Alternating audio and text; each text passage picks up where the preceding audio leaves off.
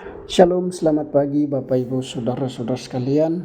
Kembali saya mengajak saudara-saudara untuk belajar firman Tuhan melalui pelajaran Sekolah Sabat.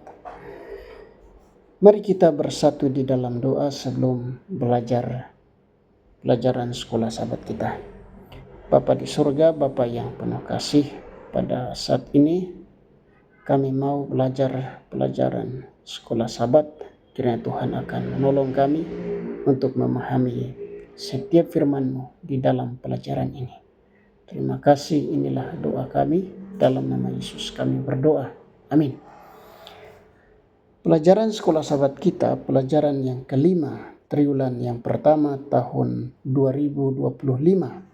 Judulnya adalah Murka dari Kasih Allah. Ayat-ayat yang diambil untuk menjadi dasar pelajaran Sekolah Sabat kita, Mazmur pasal 78, Yunus pasal 4 ayat 1 sampai 4, Matius pasal 10 ayat 8, Matius pasal 21 ayat 12 dan 13, Yeremia pasal 51 ayat 24 dan 25, Roma pasal 12 ayat 17 sampai 21. Ayat intinya terdapat dalam Mazmur pasal 78 ayat 38. Firman Tuhan mengatakan, "Tetapi Ia bersifat penyayang, Ia mengampuni kesalahan mereka dan tidak memusnahkan mereka. Banyak kali Ia menahan murkanya dan tidak membangkitkan segenap amarahnya." Mazmur 78 ayat 38. Murka Allah yang tercermin dalam kasih-Nya merupakan respon yang benar terhadap kejahatan dan ketidakadilan, dan bukan tindakan sewenang-wenang. Dalam Alkitab, konsep ini dipahami sebagai bagian dari kasih Allah yang adil, yang berfungsi untuk menegakkan keadilan, melindungi korban, dan mendorong pertobatan. Meskipun Allah menunjukkan kemarahan terhadap kejahatan, Ia tetap lambat untuk marah dan lebih mengutamakan belas kasihan. Penebusan Kristus melalui salib merupakan puncak dari manifestasi kasih dan keadilan Allah, di mana murka ilahi terhadap dosa ditanggung oleh Kristus, memberikan anugerah kepada manusia yang percaya. Oleh karena itu, umat manusia dipanggil untuk menunjukkan kemurahan hati dan menghindari pembalasan dendam, mencerminkan kasih karunia yang telah diterima. Berduka karena kejahatan. Allah dalam kitab suci mengasihi keadilan dan membenci kejahatan, karena kejahatan selalu merugikan ciptaannya. Murka ilahi bukanlah tindakan sewenang-wenang, tetapi respon kasih terhadap ketidakadilan, terutama demi membela yang tertindas.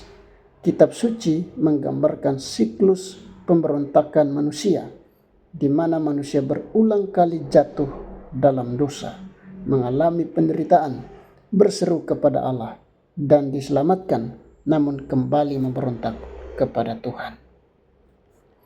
Mazmur pasal 78 menunjukkan bahwa meskipun Allah murka, Dia tetap penuh kasih, berbelas kasihan, menahan amarahnya, dan menunjukkan kesetiaan yang tidak berkesudahan. Pengalaman manusia dalam merasakan kemarahan terhadap ketidakadilan mencerminkan bagaimana murka Allah adalah ekspresi kasih yang bertujuan untuk menegakkan keadilan dan kebaikan. Allah lambat untuk marah. Kisah Yunus mengajarkan dua hal utama: kekerasan hati manusia dan kemurahan hati Allah. Yunus menolak belas kasihan bagi orang Niniwe karena kebenciannya terhadap bangsa Asyur yang mencerminkan sikap eksklusif yang bertentangan dengan kasih karunia Allah. Matius pasal 10 ayat 8. Sebaliknya, Allah menunjukkan sifatnya yang panjang sabar serta penuh belas kasihan, tetapi tetap adil dalam menghadapi dosa. Yunus pasal 4 ayat 2, Roma pasal 3 ayat 25 sampai 26. Dalam kehidupan sehari-hari, kegagalan menunjukkan kemurahan seringkali disebabkan oleh luka pribadi atau ketidakmampuan memisahkan keadilan dari kebencian. Mengingat kasih karunia Allah yang telah diterima membantu seseorang bersikap lebih murah hati. Namun kemurahan harus disertai dengan keadilan, yakni membela korban tanpa mentoleransi dosa, pelecehan, atau penindasan. Kemarahan yang benar. Kemarahan yang benar sebagaimana ditunjukkan oleh Yesus dalam Matius pasal 21 ayat 12 sampai 13 dan Yohanes pasal 2 ayat 14 sampai 16 adalah respons moral terhadap ketidakadilan dan penindasan, terutama terhadap yang rentan. Yesus marah ketika bait suci yang seharusnya menjadi tempat penyembahan dan pengampunan disalahgunakan untuk eksploitasi ekonomi. Demikian pula dalam Markus pasal 10 ayat 13 dan 14 dan Markus 3 ayat 4 sampai 5. Kemarahannya muncul sebagai bentuk kepedulian terhadap anak-anak dan mereka yang tertindas oleh sistem agama yang legalistik. Namun, membedakan antara kemarahan yang benar dan kemarahan yang mementingkan diri sendiri sangat penting. Manusia cenderung membenarkan kemarahan pribadi dengan alasan moralitas. Padahal seringkali kemarahan tersebut didasarkan pada ego atau kepentingan pribadi. Untuk menghindari jebakan ini, seorang harus menguji motivasi kemarahannya. Apakah kemarahan itu didasarkan pada kasih dan keadilan atau hanya respon emosional yang egois? Kesadaran diri, doa, dan refleksi terhadap kasih karunia Allah adalah kunci dalam memastikan bahwa kemarahan yang muncul benar-benar bersumber dari kasih yang sejati, bukan dari kepentingan diri. Allah tidak menindas dengan kemauan sendiri. Kemarahan dan murka dalam kitab suci selalu merupakan respon terhadap kejahatan yang merusak ciptaan Allah. Allah tidak menghukum dengan sewenang-wenang, tetapi hanya setelah umatnya berulang kali menolak panggilannya untuk bertobat. Ratapan pasal 3 ayat 32 sampai 33, Yeremia 35 ayat 14 sampai 17, Mazmur pasal 81 ayat 12 sampai 15. Dalam Esra pasal 5 ayat 12 dan 2 Tawarik 36 ayat 16, Allah menyerahkan Israel kepada Babel setelah bangsa itu mencapai titik di mana tidak mungkin lagi ada pemulihan. Namun Babel sendiri kemudian dihakimi atas kejahatannya. Yeremia 51 ayat 24 sampai 25 dan ayat 44. Lalu Zakaria pasal 1 ayat 15.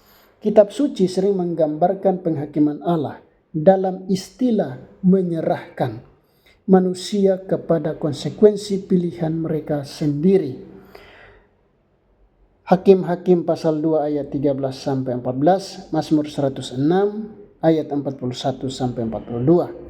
Hal ini menunjukkan bahwa murka ilahi bukan tindakan impulsif, tetapi merupakan langkah terakhir setelah kasih dan kesabarannya ditolak. Fakta bahwa Allah lambat marah dan lebih memilih pertobatan daripada hukuman. 2 Petrus pasal 3 ayat 9 menegaskan pentingnya kesabaran dalam interaksi manusia. Namun, kesabaran ini tidak berarti membiarkan kejahatan berlanjut tanpa tindakan. Seperti Allah yang tetap membela keadilan dan membebaskan mereka yang tertindas, manusia juga dipanggil untuk menunjukkan belas kasih dan kesabaran, tetapi mengabaikan perlindungan terhadap korban ketidakadilan.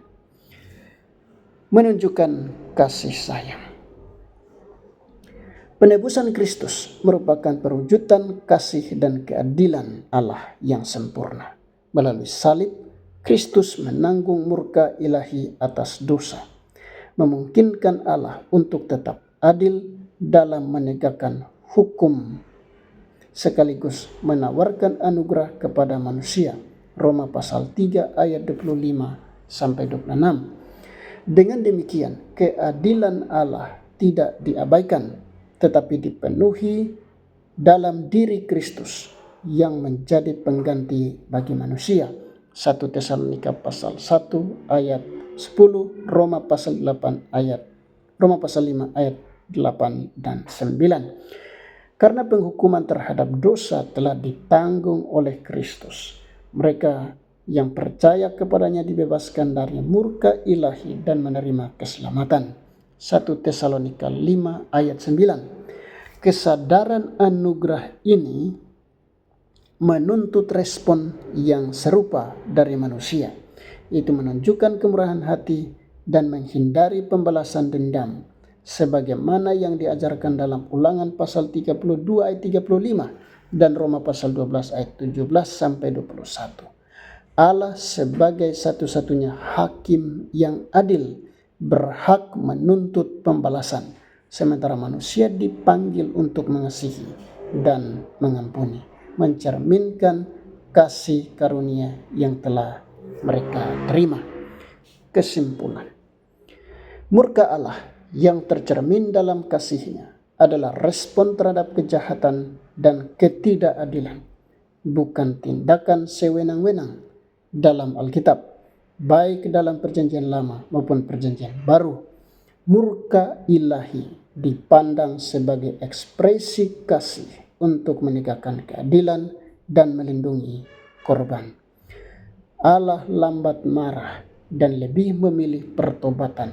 Namun ketika kejahatan berlanjut tanpa pertobatan, Ia memberikan hukuman sebagai langkah terakhir.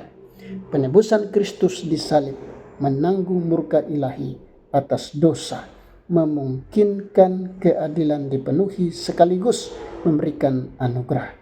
Oleh karena itu, mereka yang dibebaskan dari murka ilahi melalui Kristus dipanggil untuk menunjukkan kemurahan hati, menghindari pembalasan dendam, dan mengasihi sebagaimana mereka telah menerima kasih karunia.